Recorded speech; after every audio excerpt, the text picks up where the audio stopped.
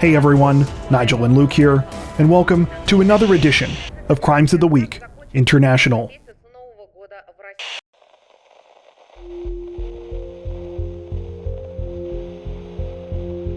Authorities in the Ecuadorian province of Guayas say that a horrifying mass shooting at a pool hall has left 9 people dead and 2 others injured, in what police are now calling a tragic case of collateral violence during a gang hit.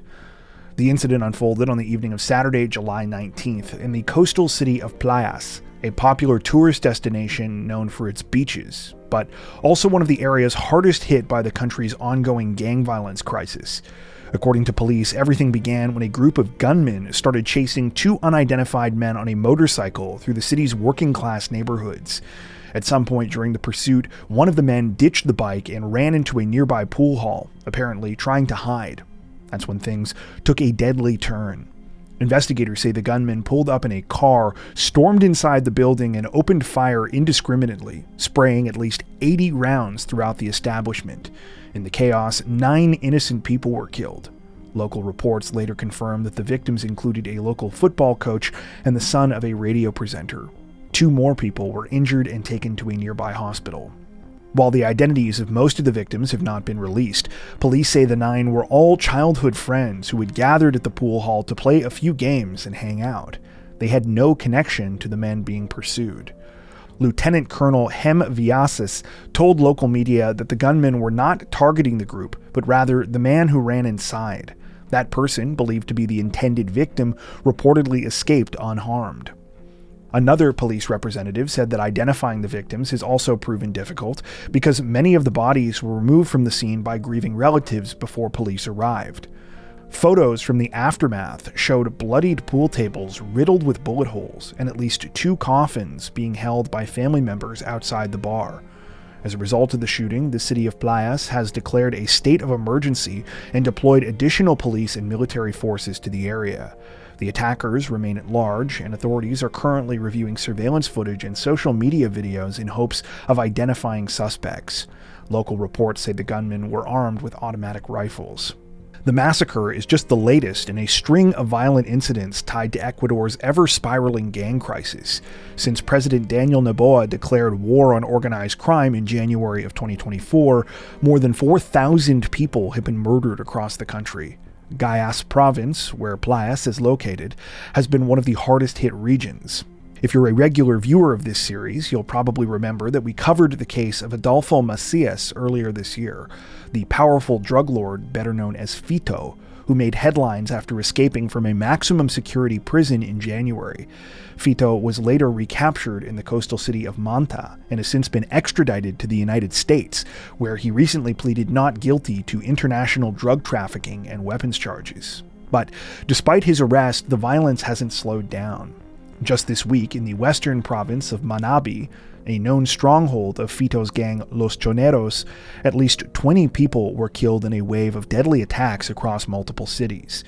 Once considered one of the safest countries in Latin America, Ecuador has been plunged into crisis by the rapid expansion of transnational drug cartels, which have increasingly used the country's ports to smuggle cocaine to the United States and Europe. Authorities say the pool hall shooting is yet another reminder of how out of control the violence has become, and how often it's innocent people who end up paying the price.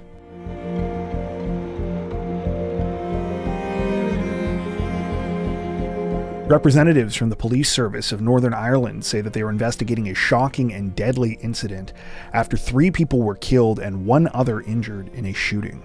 The situation began at around 8:20 a.m. on July 23rd, when police received an emergency call in the village of Maguiresbridge.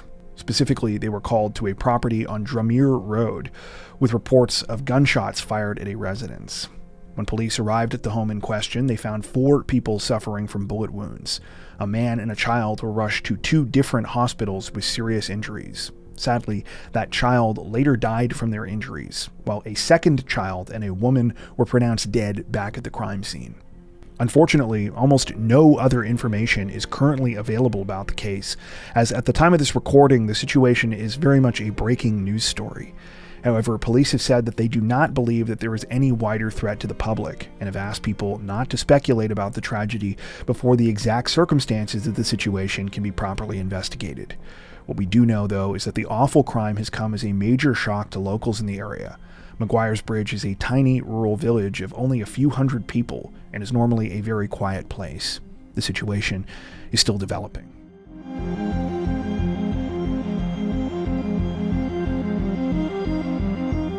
Authorities in Argentina say that a Peruvian fugitive's luck finally ran out last week when he was caught after more than a decade on the run thanks to a simple traffic stop. It all unfolded on Friday, July 19th in Nueva Pompeya, a neighborhood in the southern part of Buenos Aires. That day, officers from the city police were conducting an unrelated investigation in the area when they spotted a black Volkswagen driving recklessly above the speed limit. What started as a simple traffic violation quickly turned into something much bigger, though. Police say the driver, a 45-year-old Peruvian man, seemed visibly nervous and kept glancing around as they approached his vehicle. When he was asked to provide identification, the man handed over a Peruvian ID card and a foreign driver's license. But something wasn't right. The documents didn't appear to have proper security features, and when questioned further, the driver gave evasive answers. That's when officers ran his fingerprints through an international database and made a stunning discovery. The man was the subject of an active Interpol red notice, wanted in connection with a high-profile 2014 homicide in Peru. According to authorities, the suspect had been convicted in absentia of murdering the son of a local mayor in Peru more than 10 years ago. The incident reportedly happened outside a nightclub and involved the use of a firearm. Since then, the man had been hiding in Argentina under a false identity, managing to avoid capture for over a decade. Following the ID check, officers detained the suspect and contacted their counterparts in Peru. Investigators later confirmed that the man's identification was forged and that he had been living in Argentina under a falsified name. The arrest was carried out by the city police's complex cybercrimes division with assistance from Interpol. The man is now in custody, and extradition proceedings are expected to begin soon. Officials are working with the Peruvian government to coordinate his return. Authorities have not publicly released the names of either the suspect or the victim, citing legal reasons. What is clear, though, is that no one expected the suspect's downfall to come from simply driving too fast in the wrong neighborhood.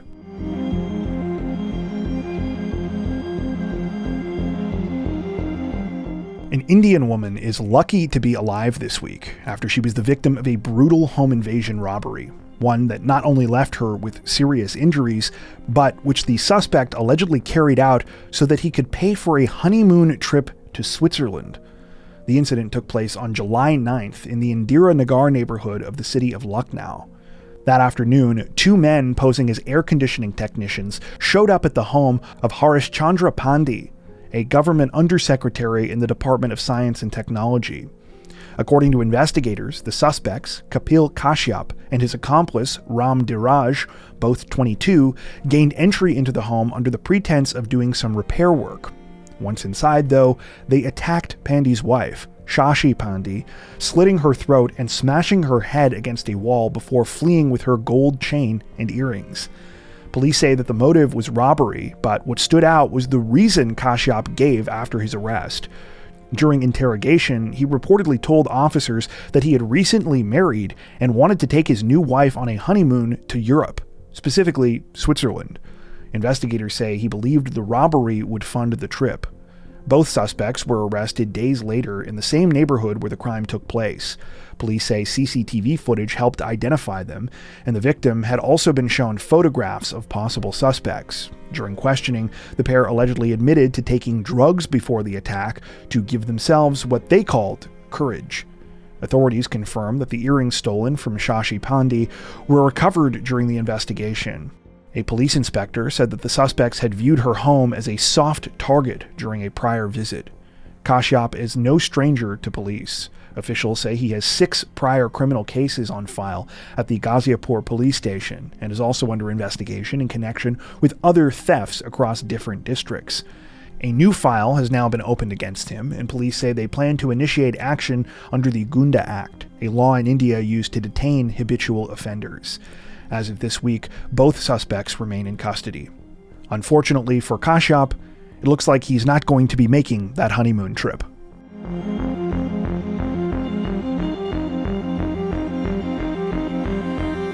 A botched early morning motorbike theft in Thailand took a turn for the absurd this week after a suspect ended up stabbing himself with his own weapon during a failed getaway. It all happened at around 4:40 a.m. on July 22nd outside a grocery store near the Khao Noi intersection in Pluak Tang district. Surveillance footage shows the 38-year-old suspect, identified only by the name Kritsana, loitering outside the store while pretending to browse. Moments later, he hops on a white motorbike parked outside and speeds off, armed with a 12-inch knife. But the bike's owner, 31-year-old Suchin, had seen it all unfold. Without hesitation, she jumped on another motorcycle and began chasing him. The pursuit didn't last for long, though. Roughly half a mile down the road, Kritsana lost control and crashed into a patch of grass at the roadside. And in a painful twist of instant karma, during the fall, the knife he'd been clutching reportedly stabbed him in the stomach. Emergency services were called to the scene, where first responders found Kritsana face down and bleeding heavily from the abdomen. Even so, it could have turned out worse. 2 additional knives were found on Kritsana. Initially, he claimed he had simply fallen off his bike and didn't know how he got the injury. But by the time he was taken to the hospital, Suchin had already reviewed the store's CCTV footage and handed it over to local police. Authorities say the footage clearly showed Kritsana committing the theft and contradicted his story. Although Suchin declined to press charges, saying that she was just happy to have her motorbike back, officers have seized the vehicle and all 3 knives for examination. They say they'll wait until the suspect recovers before formally questioning him and pursuing charges. However, police emphasized that the case will move forward regardless, due to the public safety implications.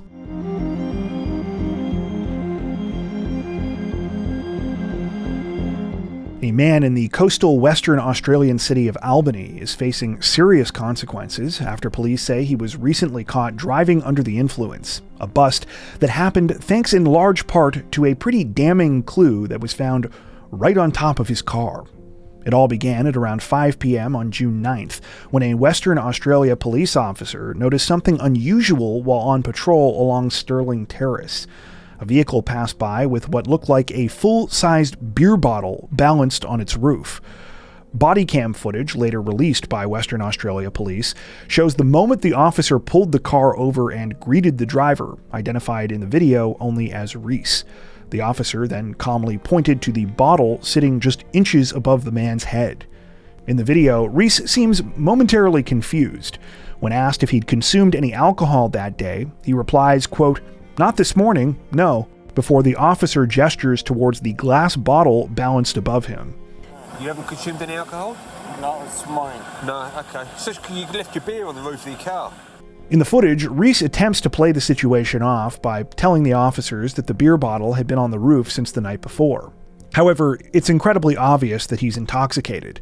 Not only could he seemingly not remember where he lived when asked, a roadside breath test revealed he had a blood alcohol content of 0.367, more than 7 times the legal limit. Western Australia police posted the video online on July 19th with a caption that read, quote, "Some people leave their phone on the roof. This guy, his beer bottle. Nothing says pull me over quite like mobile happy hour." As you might imagine, the post quickly went viral.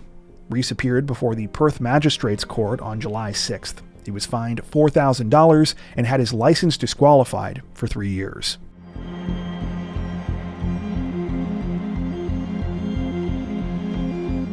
Authorities in South Korea are dealing with an incredibly rare and disturbing act of violence this week after a man allegedly used a homemade gun to fatally shoot his own son at a birthday party, an attack that police now believe may have been premeditated. The whole thing unfolded just before 9:30 p.m. on Sunday, July 20th, at a high-rise apartment in the city of Incheon. That night, the 33rd floor residence was the site of a birthday gathering hosted by a man in his 30s. He had invited his family and a few close friends, including his father, 63-year-old Cho, whose birthday they were reportedly there to commemorate. By all accounts, the evening seemed to be a celebratory one, but that changed in an instant. According to police, partway through the event, after leaving briefly, Cho suddenly pulled out a self-made pipe-style shotgun and opened fire, hitting his son in the chest with 2 rounds of buckshot. Witnesses at the party included the victim's wife, children, and at least one friend. Emergency services were called right away, and the man was rushed to a nearby hospital, but tragically, he didn't survive. Doctors say he went into cardiac arrest at the scene and was pronounced dead shortly after his arrival there. Meanwhile, Cho fled the apartment and led authorities on a roughly 3-hour manhunt that ended nearly 20 miles away in the capital of Seoul. Police say they managed to catch up with Cho after he tried to avoid a road checkpoint, prompting officers to pull him over and arrest him just after midnight on July 21st. That's when things got even more unsettling. After being taken into custody, Cho allegedly admitted to investigators that he had planted improvised explosive devices at his apartment in the city's north. Police immediately evacuated the surrounding area and dispatched a bomb squad to the home, where they discovered a total of 15 homemade explosives.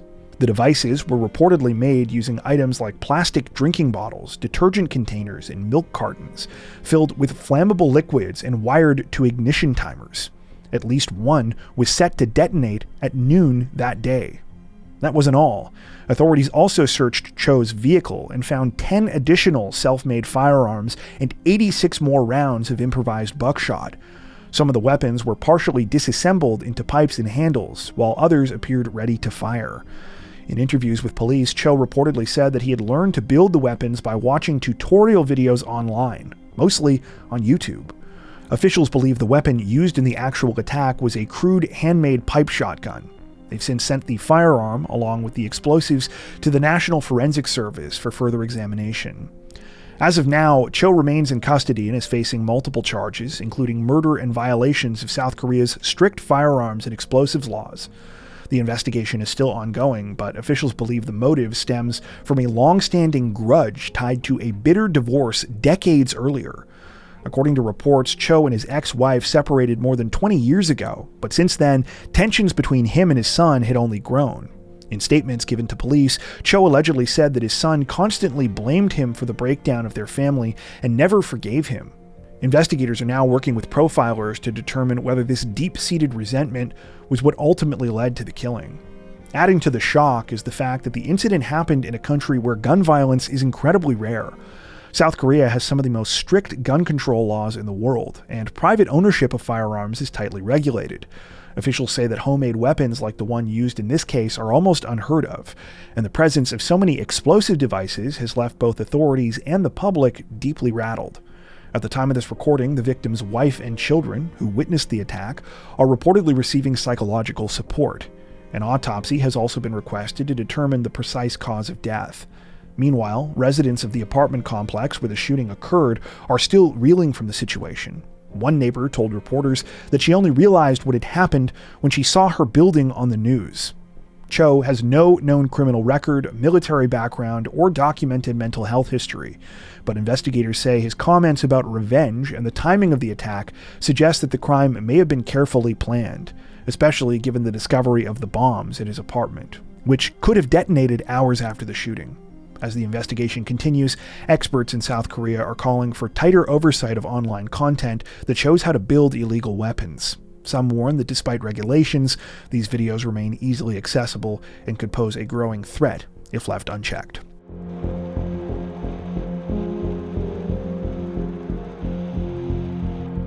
A shocking and deeply tragic case is making international headlines this week after a prominent Polish-American marketing professor was gunned down in broad daylight outside his ex-wife's home in Greece.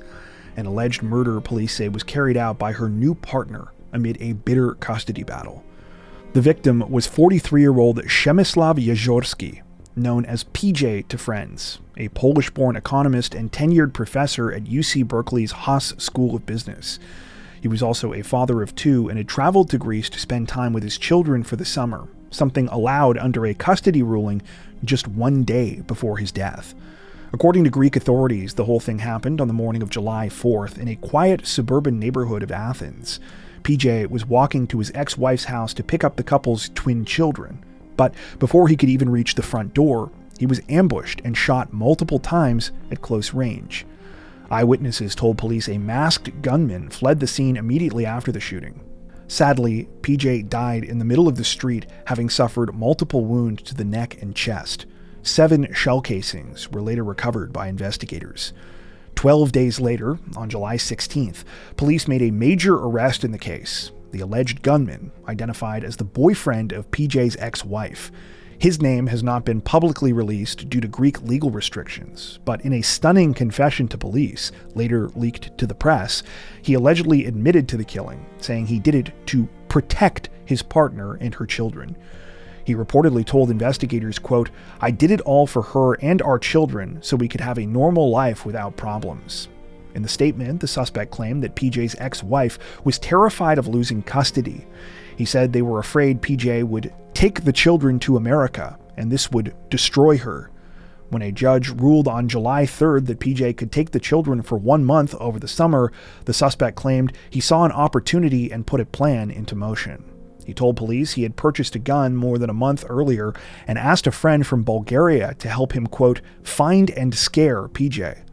The suspect said he staged a fake trip to the coastal city of Nafplio to throw off authorities, then traveled to Athens with 3 others, his friend from Bulgaria, as well as a man and a teenager from Albania. According to his account, they rented a gray Porsche Cayenne, parked outside the ex-wife's house, and waited for PJ to arrive. When he did, the suspect said he approached and opened fire, though claimed he didn't remember how many times he shot. He said his accomplices fled, leaving him behind. Greek police have since arrested all 4 individuals, including the 2 Albanian nationals and the Bulgarian man. One of them is reportedly a minor. They're all facing charges related to their alleged involvement in the attack. PJ's ex-wife, meanwhile, identified in Greek media only as Nadia, is also facing charges as a moral accomplice. She denies having any involvement in the crime, and her attorney maintains that she had no prior knowledge of what happened. However, leaked testimony from one of the alleged accomplices appears to contradict that. In his version of events, the murder suspect's friend from Bulgaria claimed that Nadia, quote, organized the whole thing and directed her partner to scare PJ away from seeking custody. It's worth noting that Greek prosecutors have not confirmed those allegations, and none of the ex-wife's statements to police have been made public. For now, she remains in custody along with the 4 men, pending trial. Back in California, PJ's friends and colleagues are still reeling from the shocking loss. UC Berkeley described him as a beloved professor and a leading expert in marketing and digital economics. He had taught more than 1,500 graduate and PhD students during his 13-year tenure there and was known for his passion for teaching and fieldwork. Those close to PJ say he was introverted, deeply kind, and completely devoted to his children. But behind the scenes, he had apparently expressed serious concerns about his safety. In May, just 2 months before his death, he filed for a domestic violence restraining order against his ex-wife in California, describing multiple alleged incidents involving her boyfriend, who he claimed had assaulted him outside the German embassy in Athens while he was with his children. That restraining order request was ultimately denied. Court records also show that PJ accused his ex-wife of blackmail and said that she was trying to destroy his academic reputation by threatening to contact his colleagues and dean unless he gave her money. In his words, quote, "She made me afraid for my life." Now, as investigators in Greece prepare for what's likely to be a high-profile and complex trial, PJ's family is left to pick up the pieces. His brother released a statement thanking Greek authorities for their swift action and confirmed that the couple's 10-year-old twins, both U.S. and Polish citizens, are now in protective custody. He wrote in part, quote, "The children's safety and well-being is our priority. We are heartbroken." The family has also launched a fundraiser to help bring PJ's remains to Poland and to cover legal expenses as they pursue full custody of the children. At the time of this recording, all 5 suspects, including PJ's ex-wife, remain in pretrial detention. No trial date has yet been set. Before we wrap up, we'd like to take a second to give a huge shout out to everyone who has made it this far into the video. Seriously, thank you so much for watching. If you found today's upload interesting and informative, we'd be honored if you'd consider liking and subscribing, as well as hitting the notification bell and selecting all notifications to stay up to date with our latest releases. If you're looking for additional ways to help support the channel, we'd love to have you join us over on Patreon. Patrons get ad-free and early access to all of our content, as well as 4 additional stories per week for each of our Crimes of the Week and Crimes of the Week International videos. You can learn more at patreon.com/crimezone, where you'll also find some of the fine folks whose names are currently on screen. All that being said, we understand that not everyone has the means to support financially, and that's totally okay. We appreciate every like, sub, share, and comment that you send our way. Once again, thanks so much everyone, and take care.